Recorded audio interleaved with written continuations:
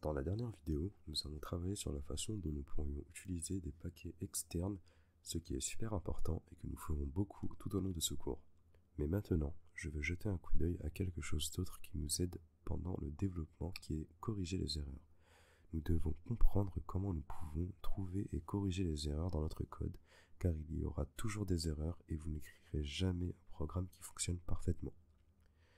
Pour cela, nous devons tout d'abord comprendre qu'il existe différents types d'erreurs afin que vous puissiez comprendre comment chaque type peut être traité.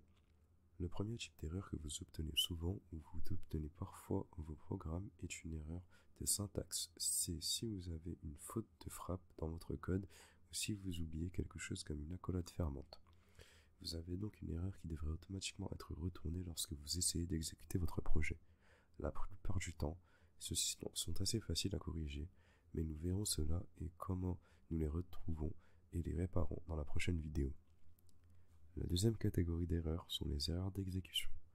Ce sont des erreurs qui ne sont pas des fautes de frappe, mais où vous essayez d'exécuter du code qui se cassera juste quand il s'exécutera, et j'en montrerai aussi un exemple dans la prochaine vidéo.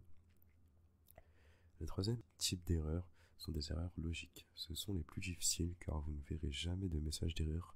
Votre application ne fonctionne tout simplement pas comme il se doit et il peut être difficile de les trouver.